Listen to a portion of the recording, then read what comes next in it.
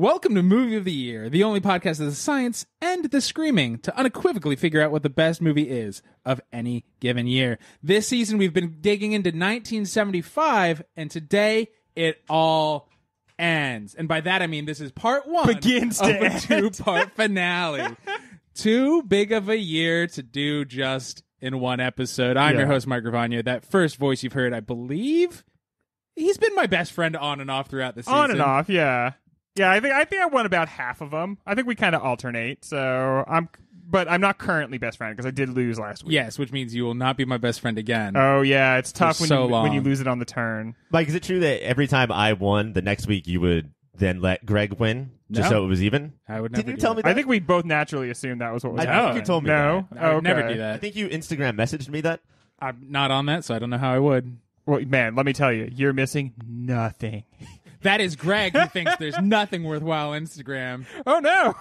Hit him up at your pop filter. Are people going to yell at me for that? Is that something you're not allowed to say? And this is Ryan, who is a big lover of Instagram. I love Facebook. I love the news. Big Facebook guy. Yeah. That's how I get in contact with my family's thoughts about the news. Is that where you get your horse paste, Ryan? That's where I get my horse paste. paste. It's apple flavored, Ryan. There's a picture of a horse on the box. Well, horses do notoriously love apples.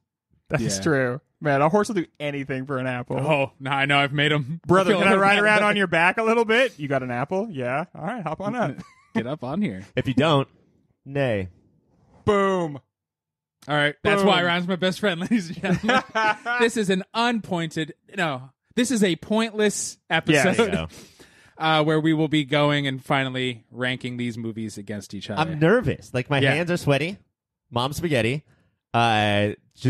We have spent 4 or 5 years digging into 1975. Yeah, we brought in like every person we knew and made them watch a movie, even if it was really uncomfortable, from 75, and then talk to us about it.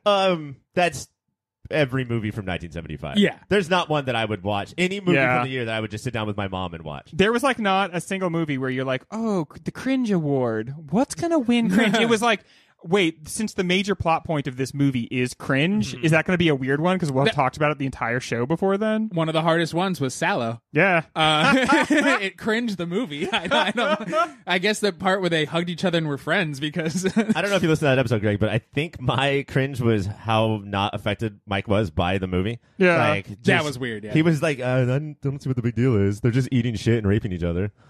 We call that Thanksgiving at the Gravagna household. Look... By eating shit, I mean they were skateboarding and fell down. Yeah.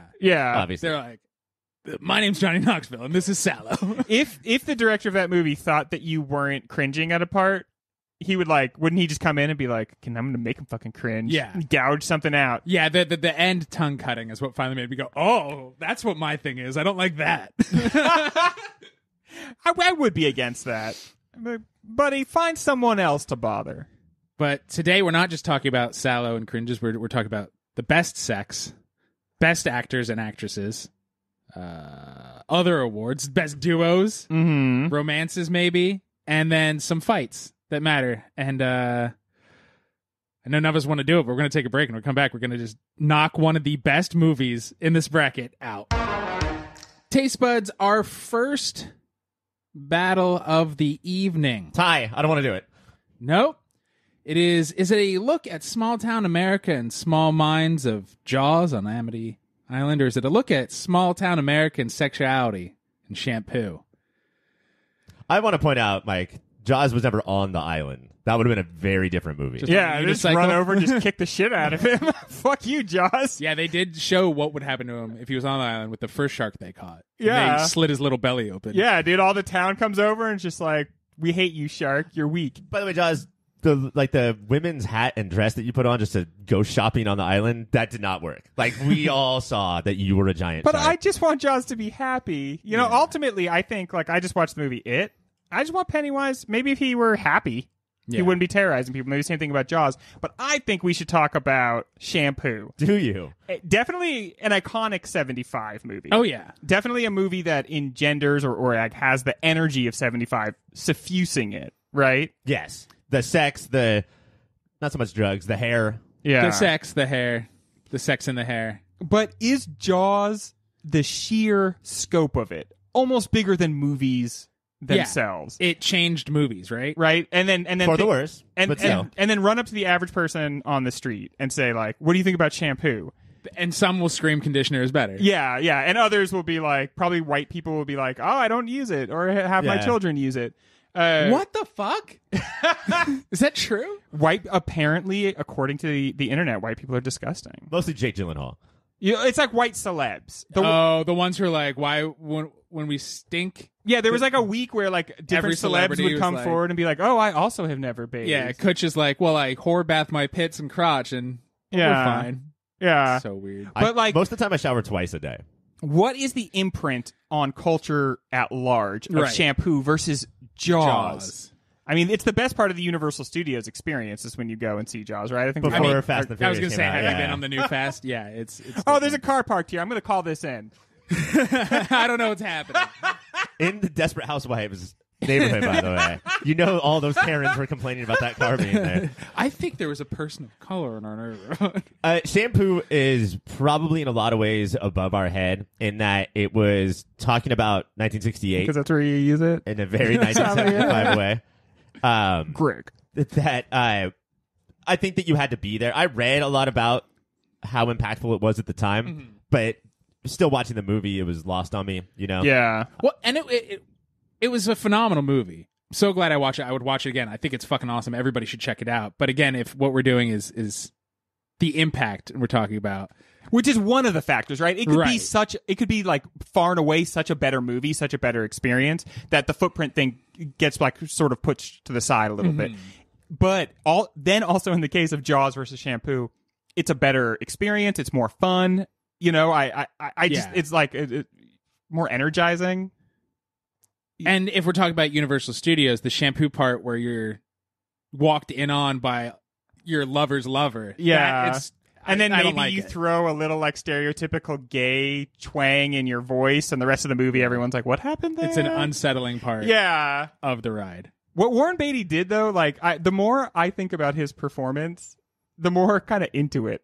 I think that because we had just seen it, right? Yeah. And a lot of us for the first time, we didn't give that performance credit because it wasn't big. It wasn't for your consideration as we would expect from an actor that we've heard of in a movie this heralded. Yeah. But for him to his most low-key role that he's ever done and stick to it and not be like, I don't know, director. And he was basically the director anyway. Right. But I think that I need those big moments. For him to stick to it for the entire movie, I think is very impressive and very funny. Yeah, it is kind of funny. I mean, ultimately, in the end, it's like because it's like, does this dude have brain damage, or like he is like the ultra himbo, Yeah. and it seems like the way he's trying to hide it is just don't say anything. Yeah, a lot of people should watch this and learn those lessons. Like, just go through the world making smoldering blue steel faces. Both movies are about how if you're not moving forward, you're dying. For sure. Whoa. What was going on in 1975? Nixon. Nixon, right? Sharks. Nixon and Sharks. Just Those are the hanging two out. gang names. I mean, are we ready to vote? I think so. I mean, for me, this is a slam dunk. This is absolutely a slam dunk. I'm not guaranteeing that Jaws wins this whole thing. Yeah. But in the first round, Shampoo came up against an absolute buzzsaw, Mike. Yeah, I'm not telling the editor what to do, but at least for this one, I think the Jaws theme should be getting louder and louder while we're talking. I do legally Have to say, actually ask. Greg, your vote. Jars. Ryan, your vote. I'm going to go with Jaws. Mike, your vote. It's Jaws. Jaws takes this battle down. We're going to take the quickest of breaks. And when we come back, do something else. As I previously said, we are not here just to make movies fight. We're also here to make people fight. Starting off with the Best Supporting Actress Award. Ryan, who are our nominees? Your first nominee for Best Supporting Actress is from Nashville. Get used to hearing that for the acting categories. It's Ronnie Blakely, who played Barbara Jean. She had a couple of major scenes. She's the one who passes out in the beginning. Sort of like a lot of the impetus for She's the like the big starlet the big in the whole star. thing. So we also see her little meltdown in her hospital bed Yeah. when somebody else takes her spot, and then her absolute meltdown on stage. Yeah. Wait, she starts the song like over and over and watch. She wants to talk. Like nobody ever freaking listens to her. And so like she does like this big long rambling preamble and then they keep trying to go into the song and she's like, no. Honestly, I have more to say. And that is a tough scene to do if you think about it, because she really is backed by a full band there, and that movie is swimming with extras, like maybe the most extras I've ever seen in a movie, and they're all in the audience, and she really carries it. Like she has a vulnerability in that bigness of that scene that really carries it. That scene also has a lot of what we call today "shut up and dribble," where we like you for your entertainment skills or your athletic skills, but if you have anything to say, we need you to shut the fuck up. Yeah, and she just wants to say like the barest things about herself. She's not trying to deliver some like political message. Right. She just, I might die, so I'm going to get who some stuff I am. off my chest. And really prescient in the we don't treat our pop stars well. Yeah. Like, and then she's like a prisoner. Yeah. Free Britney. Free Barbara Jean. Free BJ. Free BJ. If anybody's interested. Your next nominee is from Barry Lyndon. It's Marissa Berenson, who plays Lady Lyndon.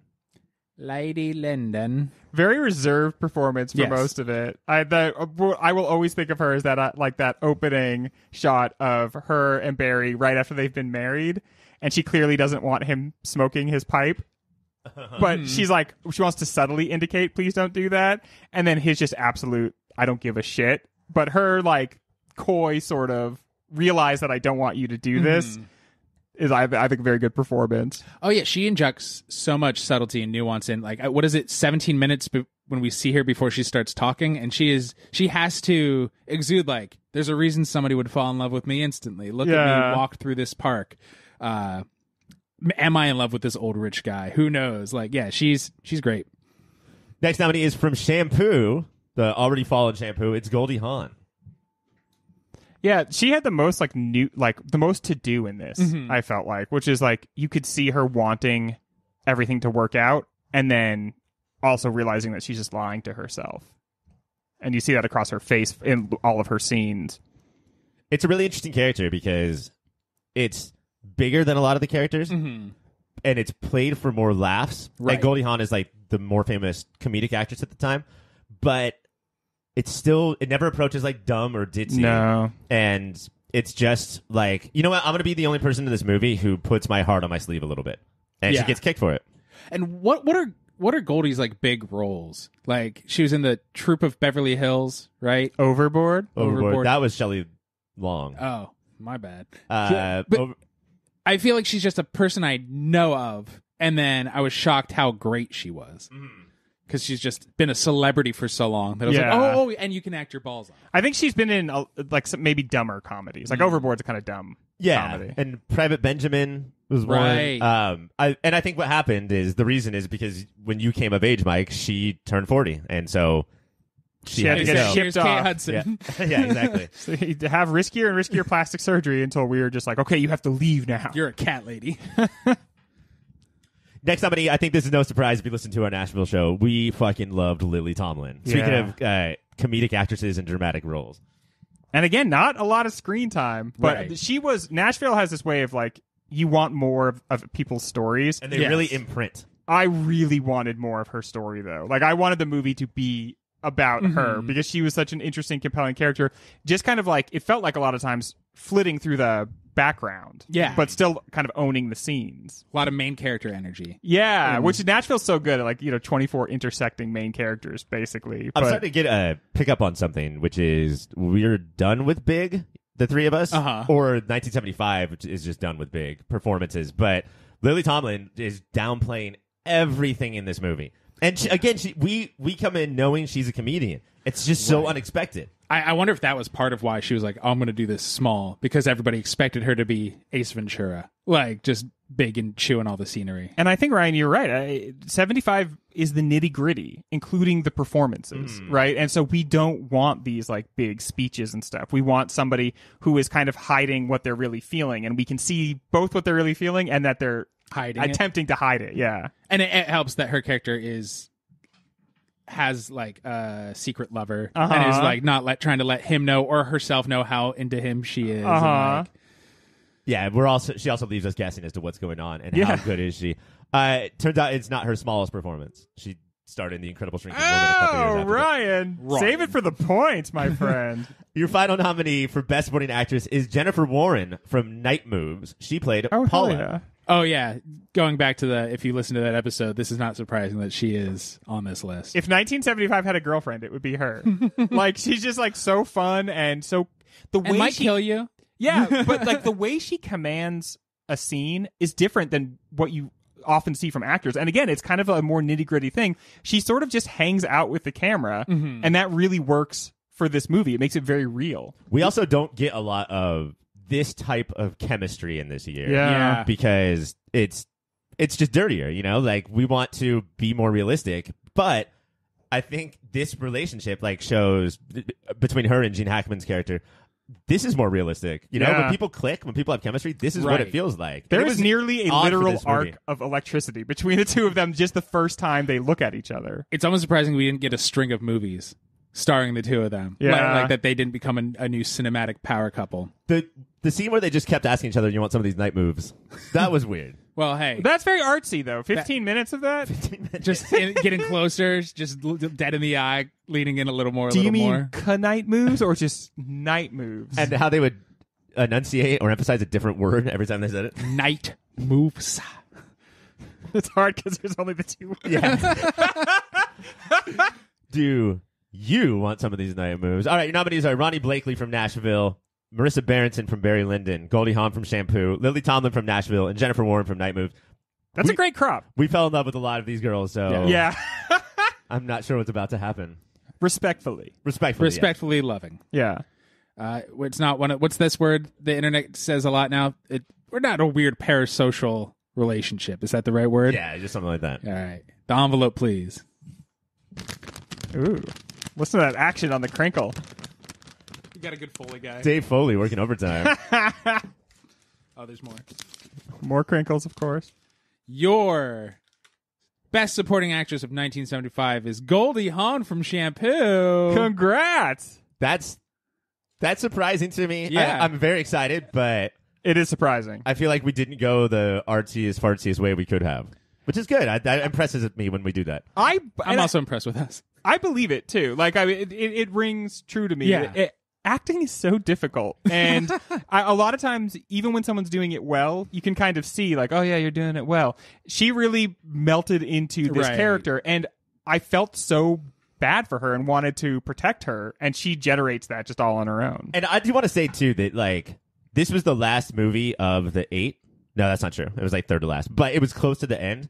I don't think that... I think it has the opposite effect that people might think. Like, I don't think it's a recency bias. I think it's actually more impressive that she was able to break down these pillars that we had already put, Jennifer Warren and Lily Tomlin on. Because all we have for this a year of sitting with those performances and thinking about them, they only get more titanic. Yeah.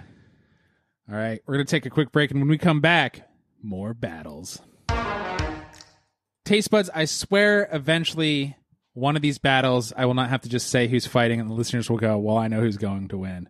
This is not one of those times. This is Dog Day Afternoon versus 3 Days of the Condor. Now, I loved 3 Days of the Condor. Yeah, I think that much to Greg's surprise, both of us, and I'm going to use the term again throughout the rest of this segment, thought it was Cracker Jack. It was Cracker Jack. Yeah, I guess I was so particularly offended by his snatching up Faye Dunaway, and I thought it would be a bigger deal to you, and I think that it's not like it's the only movie where something like that happens in it, but the only thing I can say about it is this is genuinely how I feel about it. Like, I don't like That's fair. It's not an affected position or anything, and I try to just always like gauge my own reaction to these movies and actually bring that reaction and not what I had hoped I would feel or something like that. I think it's a pretty common practice for movie podcasters, some to do what you're describing that you're not doing, which is, I think I'm supposed to think this, like, I think the woke thing to do would be to hate on this because for whatever reason, minority group is not represented enough. I think it happens a lot. With 75, I think I just tried to put things in context and move on. And in the context of 75, that was not, I think, an outrageous thing at all. No, and he was a romantic. That's what is offensive to me, really. It's Right. the 75 version of club you on the head and drag you back to the cave. Honestly, yeah. Which is now just send a girl a dick pic. I guess. I don't know what the kids do. And I realized recently that this is probably not an original idea, but the problem is that the 70s embraced sexual like openness without ever really coming to terms with like consent or equality. Right. But That's why Shampoo is such an important movie of the ones we've watched. Is it's the only one we watched that the movie was like, y'all are fucked up. Yeah. No, definitely. I mean, and I think you see that running through the other ones, but I think Shampoo probably does show it the best. But there are many things the movie does effectively, and there are many reasons to be like interested in talking about the movie. I mean, it really does look ahead to like the central question of the movie is like, do you think there's going to be a war in the Middle East? Yep. The idea it'll that never could, end, right? Like the idea that could be an open-ended question in 75. Yeah. That's very interesting. Or just Redford's surprise when he finds out the motivation. Just oil? Oil? We care Why? about oil? Who even cares? We're watching the first 5 minutes and we're like, oil. It's oil. be oil. The bad guy's Oil oil. can. It is going up against Dog Day Afternoon. Yeah, and if there were 1975 just like pressed into a movie, it would be Dog Day Afternoon. I mean, we saw this one first, right? And This was is second. Okay. Barry Lyndon. Oh yeah, that's true. Barry Lyndon felt like a weird pause before the season Exactly. started. Yeah, because it's a period piece and it's so of itself. But I remember going into the Dog Day Afternoon show, and both of you guys were like arms out, running around the room, going like 1975. Yeah. I'm here.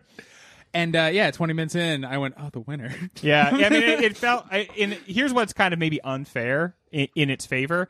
I felt like it taught me how to look at 1975 movies. Yeah. I really felt like, okay, I get 1975 now from watching this one movie. It's going to be very hard not to have that retroactively then be like, I guess that's maybe the movie of the year. See, I watched Shivers first, and so that taught me how to look at 1975 movies. Man, I just listened to that show because I didn't watch that movie and I wasn't on that show, and it sounds like such a freaking upsetting movie. Yeah. It is. Talk about if the Faye Dunaway stuff bothers you in 3 Days of Condor. Shivers thinks alien rape is bad sometimes, but sometimes isn't it super sexual? Yeah, Or at least just fun to watch. It's and disturbing. it feels like the movie just like asks the question pedophilia ? And it's but like, what if the kid starts it? That's the all I'm thing. saying. Yeah, like I mean, it's All like, right, oh my Cronenberg. god, I never. And then you guys said stuff about other Cronenberg movies. I was like, okay, remember that name. If you see he directed the movie that you're watching, turn the movie off. Stay away. Yeah, I don't think he'll be one of your guys. No, I don't think he's for me. Yeah, but I mean, Dog Day Afternoon, maybe the best performance by any actor we'll see soon. It also gave birth to the premise, I think, of wow. So before modern times, they would cast ugly people in the movie instead of Jared Leto, and just put him in an ugly fat suit. If they remake Dog Day Afternoon, Jared Leto will be What if he every role. Yeah, what if he pulls an Eddie Murphy and just does them all? Jared Leto, and Jared Leto is Al Pacino. I can't think of anything that would be more upsetting to the film community than Jared Leto Can we make remaking this Dog Day happen Afternoon. Why do you think he keeps occurring? I don't know. I think that well, let me answer it as soon as I say I don't know. I think that the higher ups are really slow, like slower than society.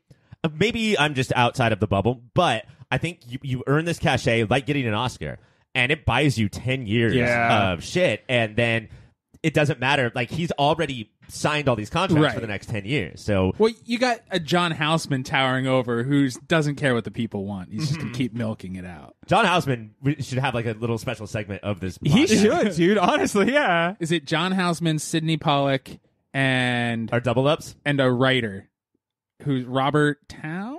Yeah, that's the one. Those are our trio of 1975 who are just like, you're going to see me all fucking year, baby. You guys seeing the reviews for Schrader's Newest are real mediocre. Like C+ stuff. Bummer. Yeah, I'm bummed about that. He's like, I mean, I feel like he's so important to the podcast. Yeah. Yeah. I mean, First Reform blew us away, but I think that's it. It's sort of like Malik after Tree of Life. Like, the last one was so great that I bet it's really good. It's just not. It's Oscar not what it was. Isaacs, you guys. It's got everything you need to move. And he kissed that lady's arm, and people liked that. Yeah. Does he do that in the movie too? I bet he does. I bet he does. A lot of these actors, they'll be smooching people, not their wives, in these movies. That's why you get into the biz, I think. He and Jessica Chastain are in that show, the remake of the Bergman, Scenes from a Marriage, and it's just a marriage breaking up about like lack of passion. And I saw the preview, and I'm like going to keep that away from my wife so hard. Like, we are not watching that together. No one needs to get any ideas about this marriage. How not passionate your marriage. The lack of passion in this marriage is the mortar that holds us together. Well, think about the energy we'd have to exude to care. I know. Who's got time for that? Break it up is hard to do. It takes a lot of fucking energy, everybody, okay? Staying together. That is it. I think that's why Put that in a song. I think that's why so many spouses just sit on the couch and say, like, fuck it, go, like, you're not going to divorce me, so I'm just going to sit here. Yeah, do you know what's Passion-free. hard? Is fooling around. Getting out there, prowling, cheating. Oh, yeah. Especially in the pandemic. Man, because you got to be in fooling around shape. Oh, yeah. That is is a commitment in almost and of itself. superhero shape. And stay away from Oscar Isaac. Because yeah. he will get you to start fooling around. Oh, yeah. with him. Even Annihilation guts or worms. Yeah. Oscar Oh, yeah. Isaac. I'd Who fuck cares? that. I'll kiss that back in. Yeah, because he basically comes back as just a total himbo. You know? Just a sex I thought bot. I was a man. You're not, honey. Don't worry about it. Keep staring at your water, honey. So, Oscar Isaac moves on? Is that what? It's Dog Day, right? Look, 3 Days of the Condor. I loved you. I watched I you. want some area. All I'm doing right now is watching paranoid conspiracy thrillers because of you. Watched the game last night, guys. Oh, it's so fucking good. Well, that mid-70s has probably 10 all-timers. Yeah, I'm going to watch all the American Men, all the President's Men. All the American men. That's the movie about Humpty Dumpty? Yeah, they couldn't put them back together again. Dog Day moves on. We're talking about actors. Let's just keep talking about actors. And you know what? It's not just leads. But this is it, though. We will Then we're continue done. to talk about actors for one more segment, and I do not want to hear them brought up again for the rest of the day. Okay. Talk about film. Do not mention acting. Correct. Say cinematography every once in a while. How about that? We should switch the way we talk about sex workers with the way we talk about actors. So we should pour nothing but scorn on actors as a society. Or while watching a movie. They should be ashamed. They should be afraid to appear on the street. And sex workers should be lauded and treated like... Yeah. Can you take a selfie with me? Yeah, that's how it should be. They do the most important My job. mom loves you. Yeah. All right. Best supporting actors. Throw them at us. All right, your first nominee is from Dog Day Afternoon. It's John, the late, great John Cazale. This is Sal. John Cazale? If he is probably upset with Al Pacino, because if Al Pacino doesn't deliver one of the all-time great performances, all anyone ever could talk about is what a good performance Sal is. Talking about, and now I'm realizing a theme of the year is small performance where it's just, oh no, he twitched this way. Yeah. He might kill everybody. Because that's what you see in the world is people not with big displays of desperation, but that quiet desperation, right? That small agony. Sweaty. And Small sweaty agony. there's so much to him. Like, is he a little slow? Mm-hmm. Is he a good guy? Is it loyal? Is he a criminal? Is he evil? Does he deserve to die?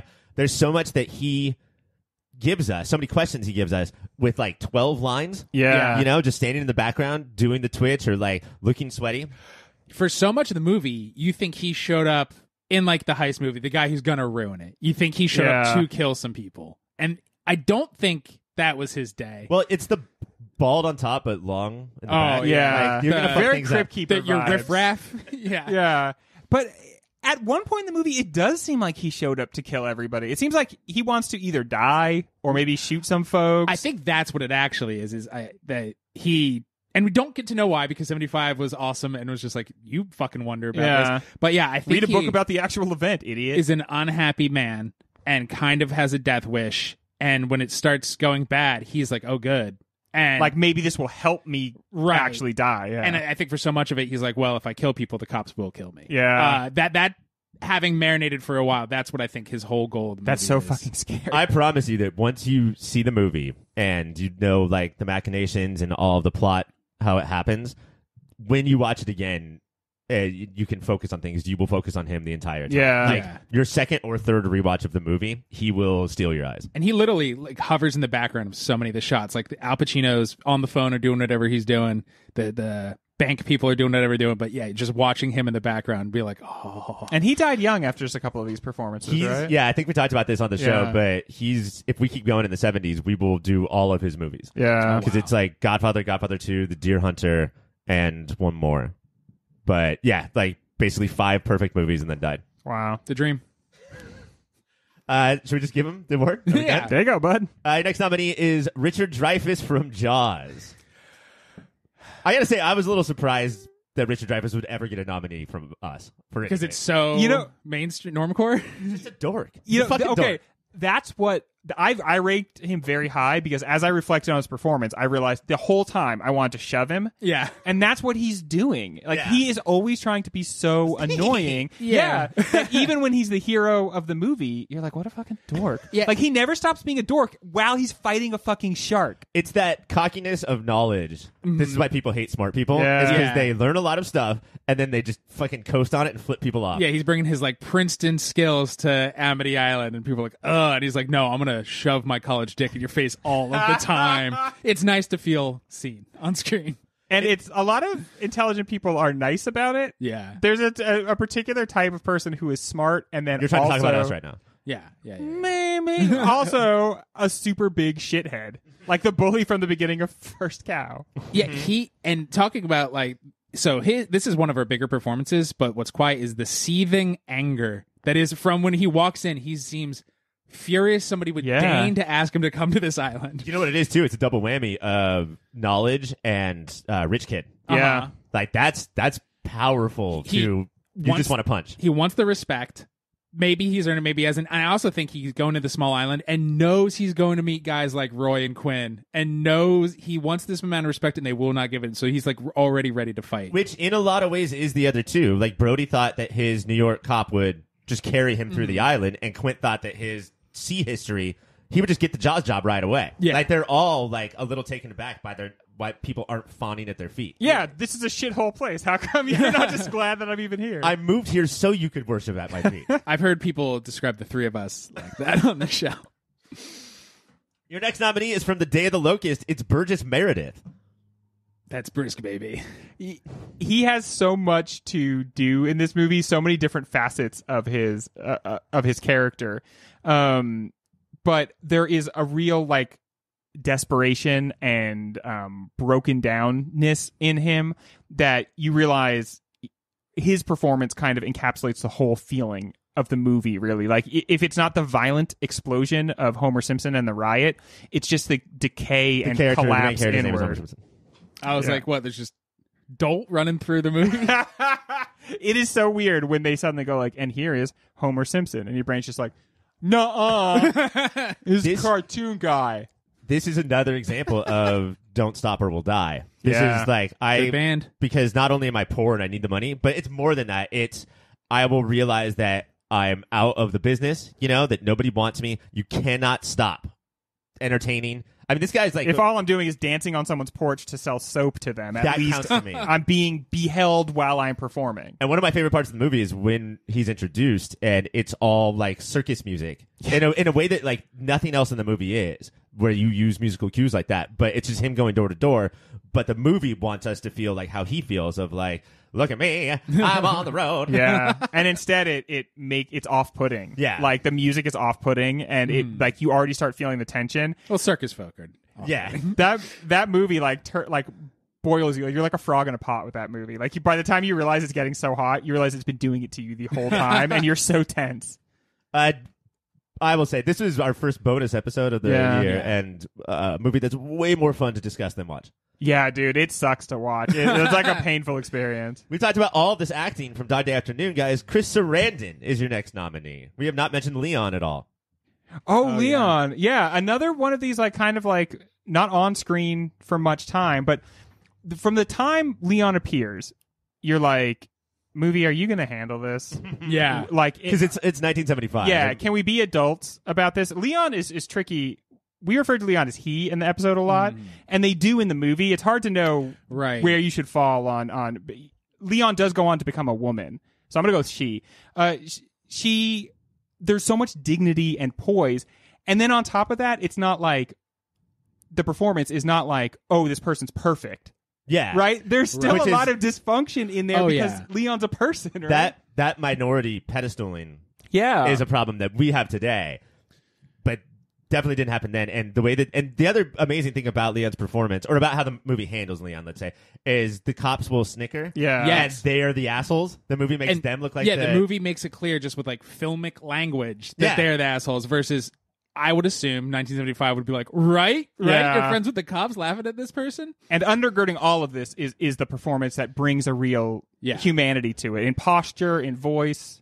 And Chris Sarandon, this Fright Night, Princess Bride, it's wild. I only know him from like spoofy movies. Yeah. And just flawless. Like, encapsulates it so well. He gets an opportunity to do a two-hander, and I'm not saying that he cheated in getting nominated, but that's the way to get nominated, is Chris and Al speak on the phone to each other for 10 minutes of the movie, and it's just, you can just watch that over and over again. Something like that in most movies is like the fast forward time, and the two of them, everything that they're doing and not doing, like jazz, acting like jazz, it's amazing.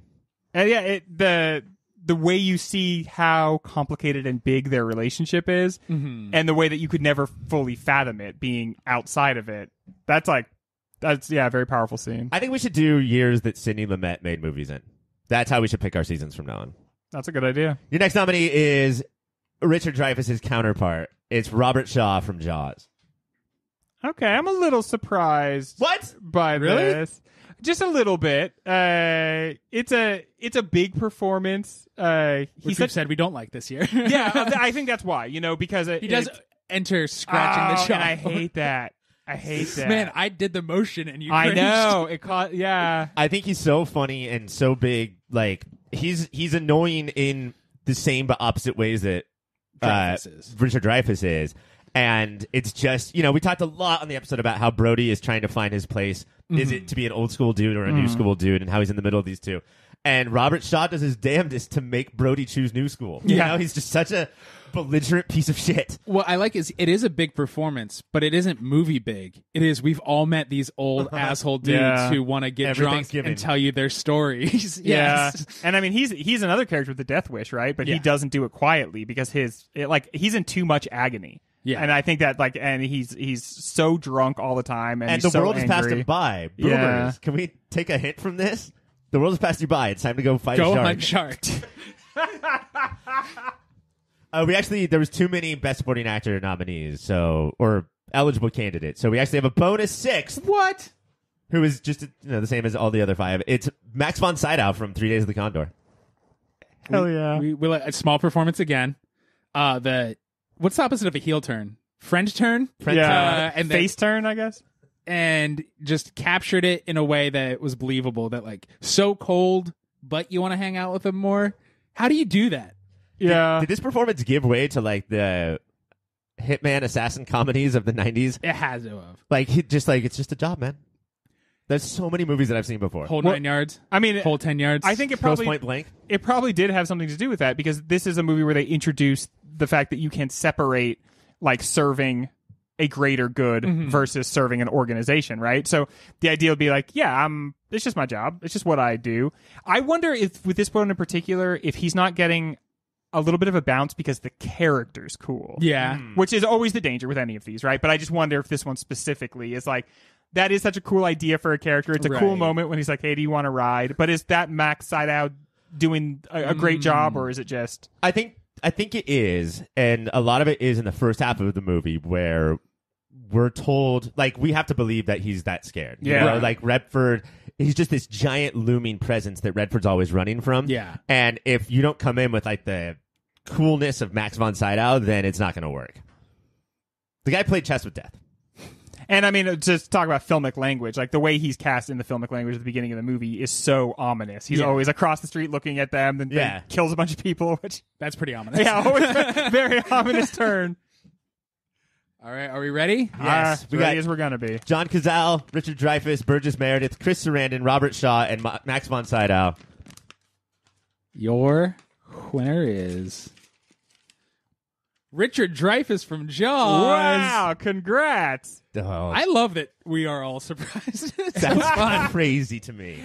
Every single time we do this, the three of us vote, and every single time we are absolutely shocked by the How? results. Yeah. How? I don't get how voting works. It means that we all put him very high Yeah. up there, so... And nobody's upset.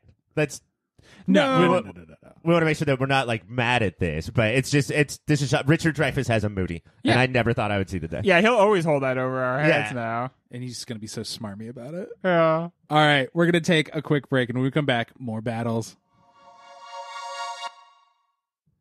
Taste buds. One of these movies, I think, helps define all of our childhoods, and the other helped define mental hospital dramas.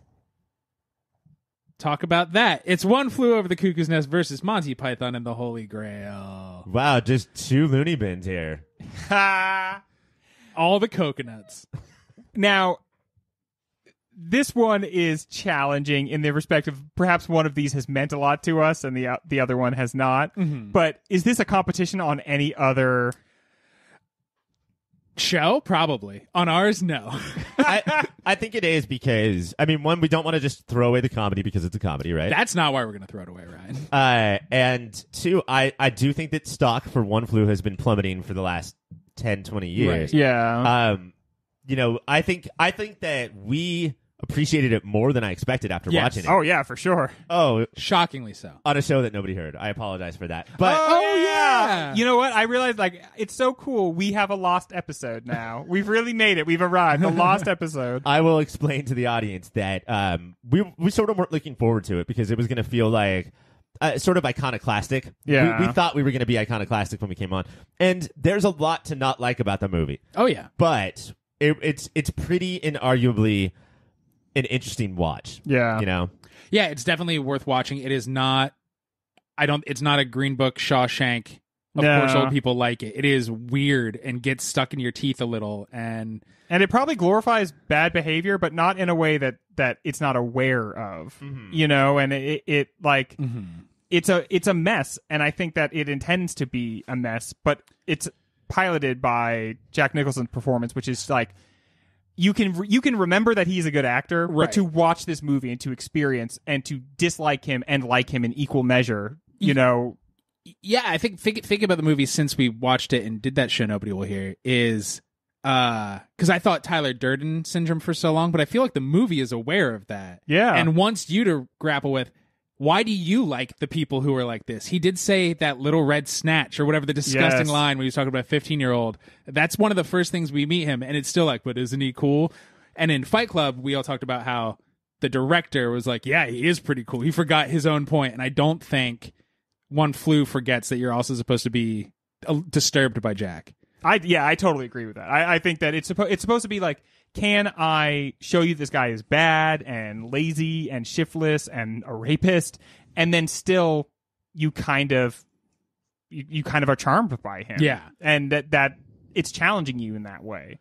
I think it also takes heat because it's that old thing of like, it feels cliche, but it's because you forget that it set up so many of the cliches. It defined Yes. them. Yeah, and so that like you have to try and focus on not giving it shit for that. Yes. I think Monty Python, however, I liked a lot more than I thought I was going to, and I think that the energy and the anarchy of it is to not be denied. Like, I think it does need to be talked about. It isn't a good film in any classical sense of that phrase, right? Like, except for Nor did it attempt to be. right. Right. Yeah, it's Set the bar, and it's it's good. not really a movie in a lot of ways. It is strung together skits, but the fact that they went out there and did it and for no money, and you can feel that Yeah. while you're watching it in all of the most exciting ways, I think there is something to be said for that. All they had was the magic. That's the Yeah. only thing that they had going for them. And it's kind of cool, the idea of a skit show where all the skits are based on, you know, the Arthurian legend. This particular watch for this particular season, I felt like it was wasting a lot of my time. I don't know. I have felt more friendly in the past towards this movie Right. than I did watching. Do you think it was because you're older, or because you watch movies differently when you watch them for the podcast? That's what it is. It's because when I'm going to watch a movie for the podcast, I want it to be something we can really talk about and get into. And there are elements of that in this movie, but there's also just a lot of like, we do have more time than we need. Right. So, and we do have so little money that we have to make the most of. If this skit turned out not to be funny, if the like nurses skit turns out not to be funny, they can't not show it. Yeah. You know, they have to keep that. And so I just felt like, you know, you guys don't think this is good, this part. And so you're wasting your time, but also like, why am I watching it? And then keep in mind that most people who see the movie are with people. They are talking over those scenes Yeah. that are I mean, boring. you're supposed to watch it while you're playing Magic the Gathering.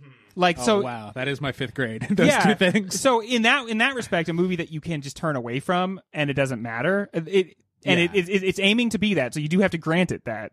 But not historically a movie that you can turn away from goes on to win these brackets. Yeah, exactly. No, we want movies that make us want to watch them. Yeah. And, like, really focus. And you know, and we want to feel like when we leave that we've begun our journey with the movie, that we will explore the movie and remember and reflect on it and everything, and that there will still be more to do. When you are done with Monty Python and the Holy Grail, there's nothing left to really chew on. You know, That's what Spamalot's for. But yeah, so this is another one of these slam dunks for me. I mean, it's pretty easy as far as I'm concerned. It's not for me, but Really? yeah. Interesting. Yeah, I think that I guess I think One Flew is less of a great movie. Yes. And Monty Python has stuff that I appreciate so much. I'm saying This is the closest battle, I think. that yeah, we've I had do think today. I know who's gonna win, but Have you guys seen The Green Knight? no, not yet. Okay, because my question for you, I have seen The Green Knight. My question for you would be, what's better, Monty Python, The Holy Grail, or The Green Knight? Because the one thing I really did like about the Monty Python movie was its vibes, like its Arthurian vibes, were legit. Like, it was based in people really loving the legend and presenting you the way the legend feels on the screen, like the same way it kind of felt on the page and everything. And that's a pretty big accomplishment, like to get that vibe right. And I think in some ways it was more exciting in that way than Green Knight was. Interesting. Like the Green Knight is too much the clothes of the Arthurian legend, but not the spirit? It's a weird, unfocused movie. I think it also has the spirit of the legend, but just has other problems that interfere with it. All right. It is time to vote, Greg. What are my choices again? Yeah. One Flew Over the Cuckoo's Nest and Monty Yeah, Python. One Flew for me. I will do One Flew as well. One Flew flies on. Over. We're going to take a quick break. When we come back, more awards. Taste buds, it is time for our final award of the evening, because this is, again, part 1 of a 2-part series. On-screen duo. Greg, what does that mean to you? Oh god, I'm so glad because we haven't explained what any of the words mean yet. Yeah. This is the first one we have to, What right? is best supporting actress? On-screen duo is there will be 2 people in a movie, and their characters and the actors that portray them just have like a vibe and an energy together, and it's like it's more than the sum of their parts, right? They've got a synergy, and you love them as a duo. Duo from the Latin root Duolingo, because they're speaking language to each other. In almost every nominee, I bet they are speaking language to each other. That's true, except in silent films, where Right. they're just opening their flappy mouths. Why were mouths so flappy? They're all fucking King Hippo back then. Ryan, Yes. the nominees, please. Your first nominee is Sonny and Leon and that 10-minute phone conversation from Dog Day Afternoon. The aforementioned should slow the movie down, but just like Sonic the Hedgehog speed booster. The one thing I'll say about this is great performances, 2 amazing actors. But sometimes duo also has like a fun energy to it.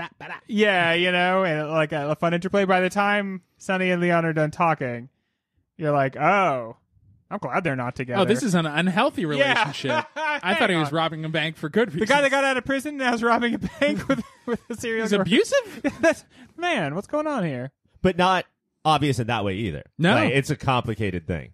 Yeah, and that's what makes it so, like, you believe simultaneously that they both are in love and both are wondering if Bad it's a for good each thing other. or a bad for... Yeah, and that they both are showing it in every little way. In the middle of this, cops are listening, high intense. It's not even what anything is about. Really. Yeah. Your next one is also Al Pacino, but this time with John Cazale. Wow, the Al Pacino Award. They are almost like a couple themselves. I mean, that when I knew broadly what this movie was about, and I thought they were actually involved with each other. Yeah. The first time I watched it, because they have that energy. They kind of like provide something that the other one doesn't. And again, really very powerful performances, but not super fun. No, well, this movie, I think, I wouldn't call Dog Day the funnest of movies. But yeah, the way their interplay where Al Pacino will be like yelling at the secretaries and just check in with Sal. Be like, are you okay? Like, yeah. Like, it is, I get why the third guy left in the beginning. He was never going to hop in their double Dutch of friendship. I do have to push back about one thing you said, though, because there is an odd amount of fun in Dog Day. They form their own weird little sort of like paradise where they're all chilling and hanging out and everyone's sweating through their clothes. At one point, Sonny is training the bank tellers how to use a gun. Yeah, and then he's like, gotta keep these bullets. Almost gave you the bullets. When there's no expectations, like there's no responsibility, suddenly everything is fun. It's like camp, or it's like a sleepover or something. If Sonny and Sal win, and God willing, all of these nominees win, it comes down to one moment. I'm sure we talked about it on the show, but Sonny's trying to keep Sal calm. And he's like, no, just think about it. We're going to have all this money, and we're going to be able to go to any country. What country do you want to go to? And John Cazale improvises, like, Wyoming, I think. And it's Al Pacino's real reaction of, like, what the fuck? And Al Pacino keeps calling it Wyoming. Let's go to Wyoming. They have the best hoo-ha's. Your next nominee is, I think we all saw this coming. Based on our conversations, it's Harry and Paula from Night Moves. Yeah. The chemistry. The Night Moves.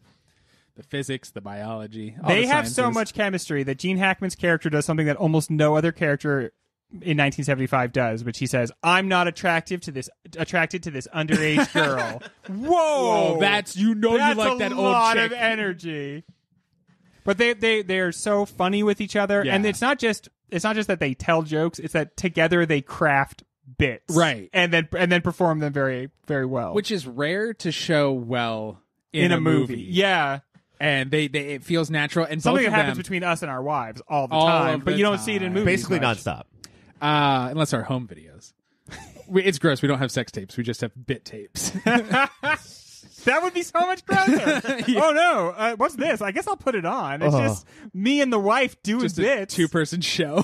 Can you imagine how awkward it would be if that was in your VCR and we started watching it? Yeah, I would rather have the sex tape. I would never have anything recorded of me and my wife doing bits. No, and certainly wouldn't call it.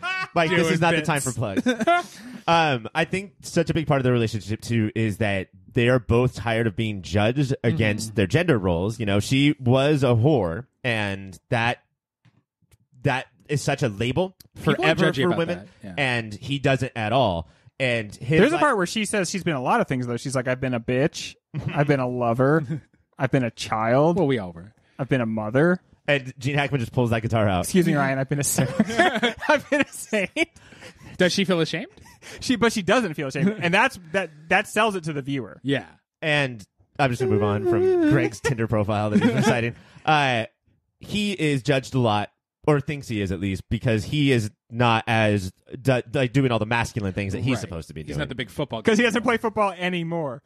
Bro, you're 60. You can't. It's still crazy to me what a minor plot point it was that this dude was a professional football player. Yeah. He's just like, okay, yes. I was on the Rams. Obviously, I was on the Rams.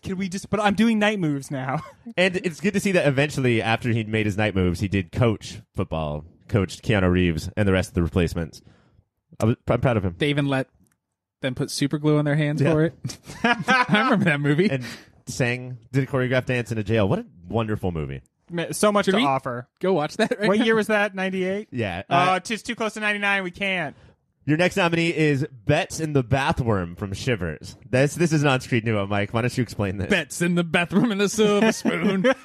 She's, taking a bath, and then the worm, a la Freddy Krueger, snakes its way into the tub and starts worming its way. I'm going to say visually suggestive of a penis going towards between her legs. Or of like a big sperm. A big old... Yeah, you know how sperms just go right in. And she enjoys it, right? Until she knows what's up? Yeah, she's just like, this daydream is pretty powerful. And then she's like, wait, that's a worm making me feel good? Shiver. Hang on. Something's touching my genitals and it's not just in my imagination? Cronenberg understands what it's like to be a woman, is what I'm saying. Yeah. This is, I think, a classic case of it's an honor to be nominated. Yeah. I can't imagine that this going Good all the for way. them. Do you think they're going to show up together? Yeah, they I mean, they had a falling out, but that was so long ago that they've actually. Well, she made stood up. They're going to a That's what made reunion it tour. fallout happen. Ew. Your next nominee is, we have not mentioned this movie at all so far. It's Harry and Tanaka from the Yakuza. Oh yeah. Couple of bros. This is what male friendship is about. Bro It's code and full of stoically simmering, not knowing if you could trust each other. hanging out, self-harming to show each other that you have feelings without having to like be too weird about it. Honor. Just the two of them sitting in a bar screaming that at each other. But it does. It forms the center of the movie, right? Like we don't know that that's the most important thing going on in the movie until right at the very end, and then you realize like this relationship is what sort of everything has been about, and now they're showing each other like what they really mean to one another. And even outside of the movie, their whole lives for the last 30 years have been defined by their thoughts and respect and feelings for each other, not the woman they both love, not like their jobs. Like it's only they both have lived because of that guy. That's wild. And it's a weird case for 75 of trying to be more like the other one, but not a bunch of guilt and shame around it. Uh-huh. Like a lot of these other movies show like I'm lesser than and I feel bad, and so I have to like try to be more manly in this way or this other way, and they're like, love your style, bro. At the end when they sing Yakuza, Mikuza, Uskuza, like We all Kuza. it was a good moment. Any more noms? Did they get attacked?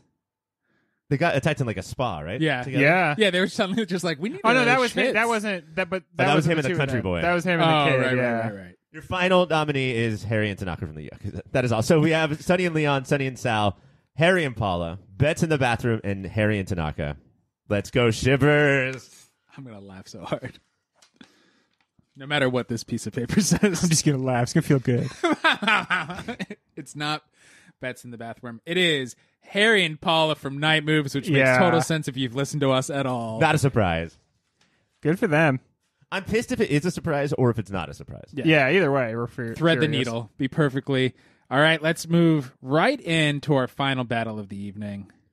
Mirror versus Barry Lyndon. And finally, I don't know what way this will go. Wow. These are our artsy-fartsy movies. Yeah. But also, what a crazy matchup, because if they were going up against any other movie, we'd be like, but let's talk about the 75 of it all. Right. Man, what a stalemate on that one.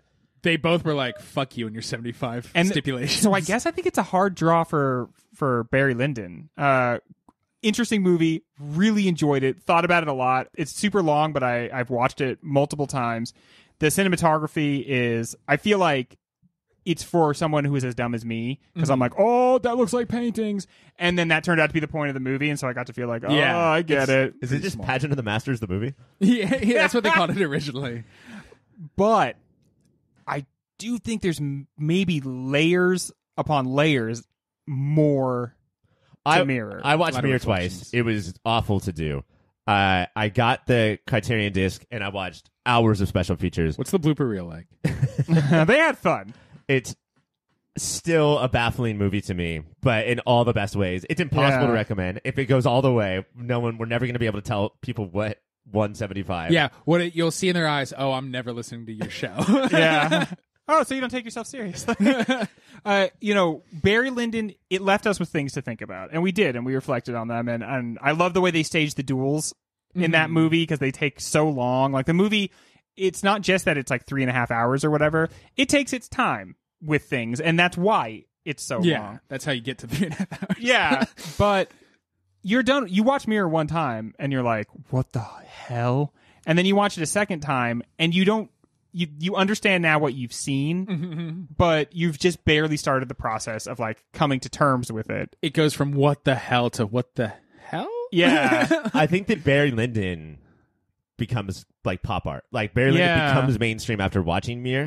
And I think the part with Mirror is you have to ask yourself, just like, let's just pretend like you're by yourself. Nobody's listening. You're not recording this. Is it purposefully confusing? Is it annoyingly confusing? Well, it's purposely confusing. Purposefully, yeah, you go. But I don't think that, and I think maybe the first time it's annoying, but then it's satisfying when you watch it one additional time, and then you get it so much more.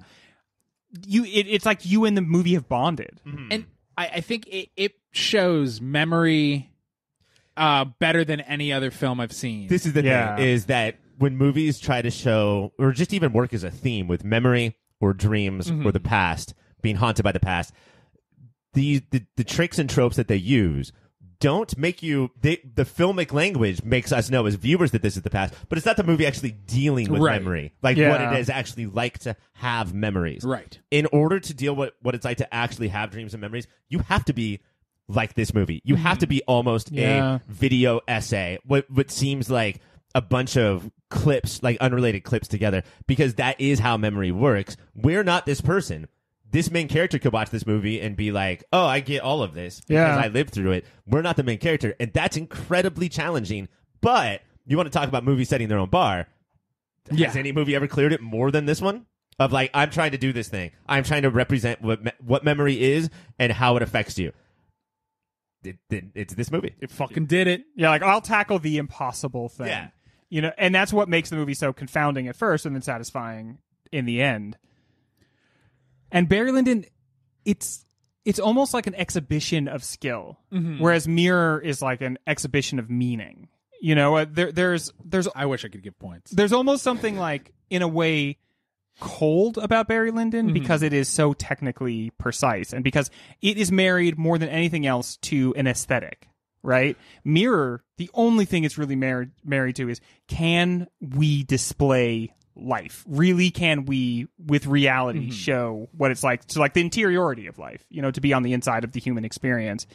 And that's a warmer, more human for sure bar. That's the danger of Kubrick, is he always will feel kind of antiseptic and cold. Yeah. And so I think Barry Lyndon might be too far into that. And imagine we're saying that it's antiseptic and it's a story about like family strife and fucking around and fighting in wars and being in the filth, and yet it still kind of comes out where there's a little bit of distance between the experience and the viewer. I think that the issue with Mirror, not necessarily mine or our issue, but the issue in general, is that this podcast is called Movie of the Year. Yeah. It's not even called Film of the Year. Like, that would have been so much better. Foodie. But what do people go to movies for? And 99% of people, what they need in movies is, 99% of not what Mirror is. It's just, it doesn't deliver what you need in movies in almost any way for the vast majority of people.